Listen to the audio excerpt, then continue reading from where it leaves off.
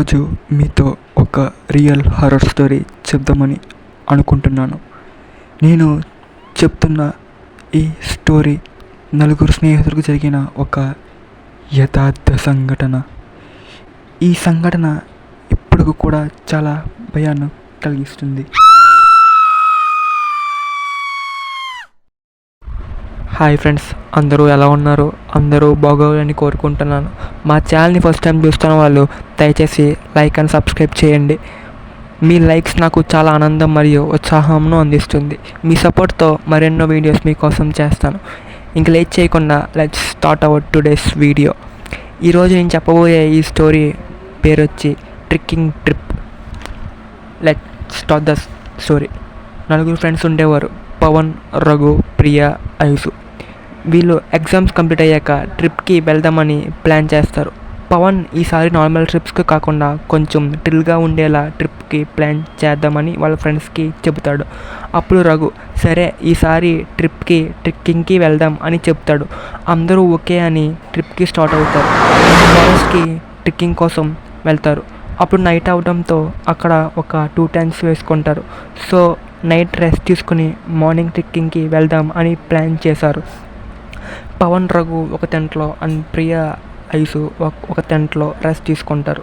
Morning అవుతుంది. వాళ్ళందరూ ట్రెక్కింగ్కి start అవుతారు. అక్కడ చాలాసేపు ఎంజాయ్ చేశారు. తిరిగి వస్తున్నప్పుడు ప్రియాకి అక్కడ ఒక స్టోన్ దొరుకుతుంది. ప్రియాకి ట్రిప్స్ వెళ్ళినప్పుడు అక్కడ థింగ్స్ని కలెక్ట్ చేయడం అలవాటు. సో ఆ స్టోన్ని తీసుకుని పాకెట్లో పెట్టుకుంటుంది. ప్రియాకి అప్పుడు తెలియదు ఆ స్టోన్ తన లైఫ్ని చేంజ్ చేస్తుంది అని. ట్రిప్ కంప్లీట్ అవ్వి ఎవరింటికి వాళ్ళు వెళ్ళిపోతారు. ప్రియా తను తెచ్చిన స్టోన్ని ఒక కబోర్డ్లో పెడుతుంది. ఆ రోజు నైట్ ప్రియా చాలా వింత డ్రీమ్ వస్తుంది. చాలా భయం వేస్తుంది. ప్రియా ఒకసారిగా మేలుకొని వచ్చి టైం చూస్తుంది. అప్పుడు టైం 12 అవుతుంది. తనకి ఒక సౌండ్ వినిపిస్తుంది, ఎవరో డోర్ నాక్ చేస్తున్నారు అని. ఈ టైంలో ఎవరు వస్తారు అని మెల్లగా హాల్లోకి వచ్చి చూస్తుంది. సడన్గా కిచెన్లో పెద్ద శబ్దం వస్తుంది. ప్రియాకి భయం ఎక్కువ అవుతుంది. మెల్లగా ధైర్యం తెచ్చుకొని కిచెన్లోకి వెళ్తుంది. అక్కడ ఒక బ్లాక్ షాడో కనిపిస్తుంది. అది చూసి భయం వేసి ప్రియా ఫాస్ట్గా బెడ్రూమ్కి వెళ్ళి లాక్ చేస్తుంది. సడన్గా కరెంట్ కట్ అవుతుంది. ప్రియా ఒళ్ళంతా స్వెట్ పట్టి చాలా భయంతో బెడ్ మీద కూర్చుంటుంది. అప్పుడు సడన్గా తన పక్కన ఒక గాలి ఎవరో ఊపిరి తీసుకున్నట్టు ఆ గాలి చాలా దగ్గరగా ఉండటంతో ప్రియా ఒక్కసారిగా ఉలిక్కిపడుతుంది. తల తిప్పి చూస్తుంది, ఏమీ కనిపించదు. బట్ ప్రియా తెలియని విషయం ఏమిటి అంటే అప్పుడు ఆ ఆత్మ ప్రియాకి ఒంటిలోకి వెళ్ళిపోతుంది. నెక్స్ట్ డే ప్రియా లేవగానే తన బాడీ అంతా ఎవరో కొట్టినట్టు ఒకే పెయిన్స్, ఫీవర్ కూడా వచ్చేస్తుంది. సో తను రూమ్లోనే రెస్ట్ తీసుకుంటుంది. ఇంట్లో వాళ్ళ పేరెంట్స్ వస్తారు ప్రియాకి సర్ప్రైజ్ ఇద్దామని. ఎందుకంటే ప్రియా బర్త్డే నెక్స్ట్ వీక్ కాబట్టి. సో ప్రియా చాలా డల్గా ఉండటంతో వాళ్ళ పేరెంట్స్ అడుగుతారు ఏమైంది. బట్ ప్రియా జస్ట్ ఫీవర్ అని చెబుతుంది. అలా ప్రియా ఆ డే అంతా రెస్ట్ తీసుకుంటుంది. నైట్ అయ్యేసరికి ఫీవర్ ప్రియాకి ఎక్కువ అవుతుంది. ప్రియా వాళ్ళ ఫాదర్ డాటర్ని పిలుస్తారు. డాటర్ వచ్చి మెడిసిన్స్ ఇస్తారు. ప్రియా తిని మెడిసిన్స్ వేసుకుని పడుకుంటుంది. టైం నైట్ 12 అవుతుంది. సడన్గా ప్రియాకి మెలకువ వస్తుంది. ఎవరో తన బెడ్రూమ్ విండో దగ్గర ఉన్నట్టు షాడో కనిపిస్తుంది. అది చూసి ప్రియా చాలా భయం పడుతుంది. ధైర్యం తెచ్చుకొని వెళ్ళి చూస్తుంది. సడన్గా దెయ్యం అక్కడ కనిపిస్తుంది. అది చూసి ప్రియా గట్టిగా కేకలేస్తుంది. అప్పుడు వాళ్ళ పేరెంట్స్ సడన్గా వచ్చి ఏమైంది అని అడుగుతారు. అప్పుడు ప్రియా వాళ్ళకి దెయ్యం కనిపించింది అని చెబుతుంది. అది విన్న వాళ్ళ పేరెంట్స్ కలకన్నవేమో అని చెప్పి పడుకో, ఏమి అవ్వదు అని చెప్పి ప్రియా వాళ్ళ మదర్ తనతోనే పడుకుంటారు.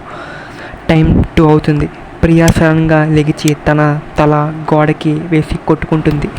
ఆ సౌండ్ విని వాళ్ళ మదర్ లెగిచి చూస్తారు. ప్రియా అలా తల గోడకి కొట్టుకోవడం చూసి వాళ్ళ మదర్ చాలా భయంతో ఏం చేయాలో అర్థం కాదు. తర్వాత ప్రియా మదర్ అక్కడి నుంచి స్లోగా నడుచుకుంటూ అక్కడి నుంచి బయటికి వచ్చి ప్రియా నాన్నగారికి జరిగిందంతా చెప్తారు. అది విన్న వాళ్ళ నాన్నగారు ఏంటి ఏం చెప్తున్నావు అని ప్రియా అమ్మగారును అడుగుతారు. మన ప్రియ ఎందుకు అలా బిహేవ్ చేస్తుంది, నువ్వు ఏదో భ్రమలో ఉన్నావు అని అంటారు ప్రియా నాన్నగారు. అది విన్న వాళ్ళ అమ్మగారు ఏమిటి నేను చెబుతుంది మీరు నమ్మరా, సరే అయితే ఈరోజు మీరు నాతో వచ్చి చూడండి, అప్పుడు ఏం చేయాలో ఆలోచిద్దాం అని ప్రియా అమ్మగారు అంటారు. ఇది విన్న వాళ్ళ నాన్నగారు సరే అని చెబుతారు. అలా కాసేపటికి ప్రియా అమ్మగారు ప్రియా దగ్గరికి వెళ్ళి ప్రియా ఏం చేస్తున్నావు అని అడుగుతారు. కానీ ప్రియా మాత్రం ఏదో రకంగా చూస్తూ ఉంటుంది. అది చూసి వాళ్ళ అమ్మగారు చాలా భయం వేస్తుంది. ప్రియా మాత్రం అదే విధంగా చూస్తూ గట్టి గట్టిగా నవ్వుతుంది. ఇది అంతా ప్రియా నాన్నగారు రూమ్ బయట నుంచి చూస్తారు. అది చూసి ప్రియా నాన్నగారు ప్రియా అమ్మగారు చెప్పిందంతా నిజమే అని ఆయనలోనే అనుకుంటారు. తర్వాత ప్రియా పేరెంట్స్ ఇద్దరు ఒక డెసిషన్ తీసుకుంటారు. అది ఏమిటంటే ప్రియా హెల్త్ కోసం వాళ్ళ పేరెంట్స్ ఒక టెంపుల్కు తీసుకువెళ్తారు. ఆ టెంపుల్ దగ్గర ఉన్న పూజారికి ఇదంతా చెబుతారు. అది విన్న ఆ పూజారి ఇలాంటివి అన్నీ ఇక్కడ చేయలేము అని చెబుతారు. అది విన్న ప్రియా పేరెంట్స్ మరి ఏం చేయాలి పూజారి గారు అని అడుగుతారు. అప్పుడు ఆ పూజారి ఇలాంటివి అన్నీ ఒక స్వామీజీ చేస్తారు, మీరు వెంటనే ఆయన దగ్గరకు తీసుకువెళ్ళండి, ఆయన ఒక మంచి పరిష్కారం చెబుతారు. అది విన్న ప్రియా పేరెంట్స్ ఆ స్వామీజీ ఎక్కడ ఉంటారు అని అడుగుతారు. ఆ పూజారి ఆయన ఉండే ప్లేస్ చెబుతారు. తర్వాత పూజారి చెప్పినట్టే ప్రియా పేరెంట్స్ ప్రియాను తీసుకుని ఆ స్వామీజీ దగ్గరకు వెళ్తారు. అక్కడ ఆ స్వామీజీను కలుస్తారు. వాళ్ళ పేరెంట్స్ జరిగిందంతా చెబుతారు ఆ స్వామీజీకి. అప్పుడు ఆ స్వామీజీ ప్రియాను చూసి ప్రియాకు ఏమైందో మొత్తం వాళ్ళ పేరెంట్స్కు చెబుతారు. అది విన్న వాళ్ళ పేరెంట్స్ చాలా భయపడతారు. అది ఏమిటి అంటే ప్రియాలో ఉన్న ఆ ఆత్మ మామూలు ఆత్మ కాదు, అది ఒక భయంకరమైన దుష్టశక్తి, దాన్ని వదిలించాలంటే అంత సులువు కాదు అని చెబుతారు ఆ స్వామీజీ. అదంతా విన్న వాళ్ళ పేరెంట్స్ భయంతో ఇప్పుడు ఏం చేయాలో చెప్పండి స్వామి, మిమ్మల్ని నమ్ముకొని ఎంత దూరం వచ్చామో మేము అని చెబుతారు. అప్పుడు ఆ స్వామి భయపడకండి, నేను ఒక పరిష్కారం చెబుతాను. అది విన్న వాళ్ళ పేరెంట్స్ చెప్పండి స్వామి ఏమిటి అది. ఇలాంటి భయంకరమైన దుష్టశక్తులను వదిలించాలంటే 2 అమావాస్య రోజున చెయ్యాలి, ఎలాగో ఇంకో వారం రోజుల్లో అమావాస్య వస్తుంది కదా, ఈలోపు నేను చెప్పినట్టు ఇక్కడ పూజ చెయ్యాలి, దానికి నాకు కావాల్సినవన్నీ మీరు నాకు ఏర్పాటు చేయాలి అని చెబుతారు స్వామీజీ. ఇవి విన్న ప్రియా పేరెంట్స్ సరే స్వామి మీరు చెప్పినట్టే చేస్తాము అని అంటారు.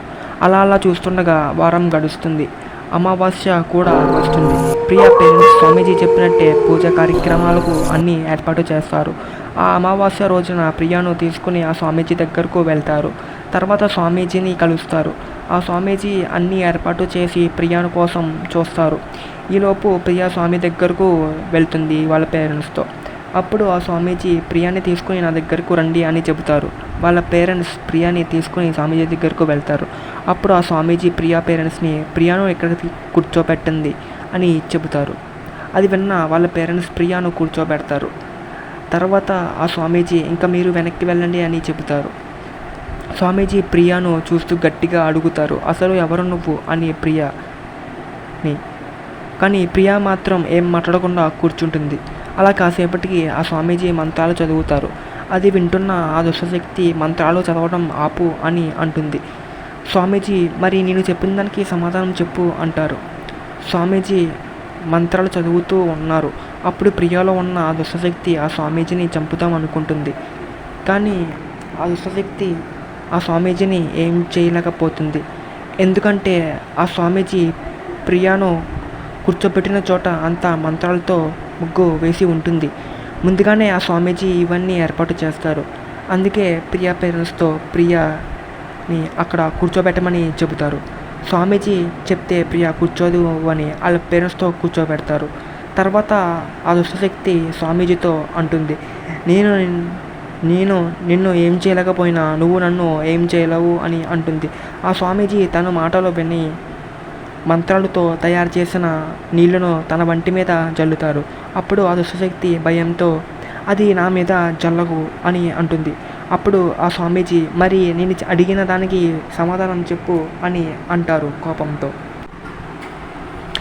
అసలు ఎవరు నువ్వు అని అడుగుతారు. అప్పుడు ఆ దుష్టశక్తి, నా పేరు దక్షిణి, నేను ఒక మారిమల అడవిలో ఒక గుడిసెలోని ఉంటాను, అక్కడ నేను చేతబడి చేస్తాను. అది విన్న ఆ స్వామీజీ, ఎవరి మీద చేసేదానివి అని కోపంతో ఆ నీటిని జల్లి అడుగుతారు. ఆ దుష్టశక్తి నిజం చెప్తుంది, నేను ఊరిలో ఉన్న జనం పైన చేతబడి చేసేదానిని. అలా ఒకరోజు ఆ ఊరి జనం అందరికీ నేను చేతబడి చేస్తున్నాను అని తెలిసిపోతుంది. అప్పుడు ఆ స్వామీజీ, నువ్వు చేతబడి చేస్తున్నావు అని ఎవరు చెప్పారు అని ప్రశ్నిస్తారు. తను సమాధానం ఇస్తుంది, నేను ఉంటున్న ఆ అడవిలోకి కొంతమంది ట్రిప్ చూడడానికి వచ్చారు. వాళ్ళు నా గుడిసె వైపు నుంచి వెళ్తున్నప్పుడు నా మంత్రాలను వింటారు.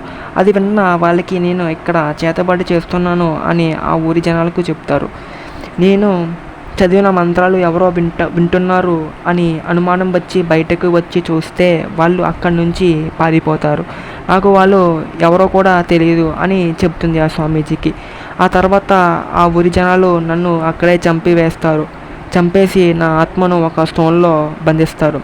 ఇదంతా విని ఆ స్వామీజీ, మరి ఎందుకు ప్రియాను బాధ పెడుతున్నావు అని అడుగుతారు.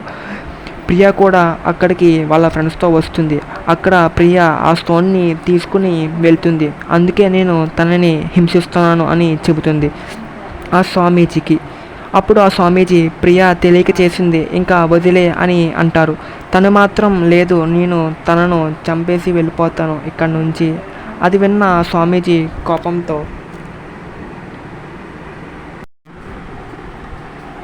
స్వామీజీ ఎందుకు వదలవు, ఎందుకంటే నన్ను చంపిన వాళ్ళందరినీ చంపేసి అప్పుడు తిని కూడా చంపేసి ఇక్కడి నుంచి వెళ్ళిపోతాను అని అంటుంది. అప్పుడు ఆ స్వామీజీ, ఇంకా నువ్వు నా మాటలు వినవా అని అడుగుతారు. తను, లేదు, నేను వినను అని అంటుంది. ఇదంతా విన్న తర్వాత స్వామీజీ ప్రియాకి తాడు కడదాము అని వెళ్తారు ప్రియా దగ్గరికి. అప్పుడు ఆ దెయ్యం మాత్రం, వద్దు, కట్టొద్దు అని అంటుంది స్వామీజీని. స్వామీజీ మాత్రం ఏం పట్టించుకోకుండా తన దగ్గరకు వెళ్తారు. ప్రియాలో ఉన్న ఆత్మ పారిపోదాన్ని చూస్తుంది, కానీ వెళ్ళలేకపోతుంది. ఎందుకంటే అక్కడ మంత్రాలతో వేసిన ముగ్గు ఉంటుంది కనుక. చివరకు ఆ తాడి కడతారు ఆ స్వామీజీ. అప్పుడు ఆ స్వామీజీ, ప్రియ పేరెంట్స్, ఇంకా మీ కూతుర్ని తీసుకువెళ్ళండి, ఇక్కడ నుంచి ఎలాంటి సమస్యలు రావు అని అంటారు ఆ స్వామీజీ. అది విన్న వాళ్ళ పేరెంట్స్ చాలా ఆనందంతో ఆ స్వామీజీకి ధన్యవాదాలు చెబుతారు. ఇంకా అక్కడ నుంచి వెళ్ళిపోతారు వాళ్ళ పేరెంట్స్ ప్రియాను తీసుకుని. అప్పటి నుంచి ఇంకా ఆ సమస్యలు కూడా వచ్చేవి కాదు. ప్రియా ఇంట్లో కూడా అంతా సర్దుకుంటుంది. మెల్లమెల్లగా ప్రియా హెల్త్ కూడా నార్మల్ అవుతుంది. అప్పుడు వాళ్ళ పేరెంట్స్ కూడా చాలా ఆనందంతో ప్రియాతో కలిసి ఉంటారు.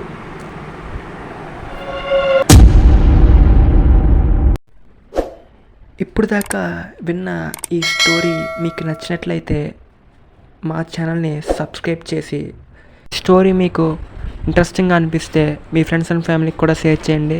మీ లైఫ్లో కూడా ఎలాంటి హారర్ ఇన్సిడెంట్స్ ఫేస్ చేసినట్లయితే మా ఛానల్తో షేర్ చేసుకోండి. Thank you for watching.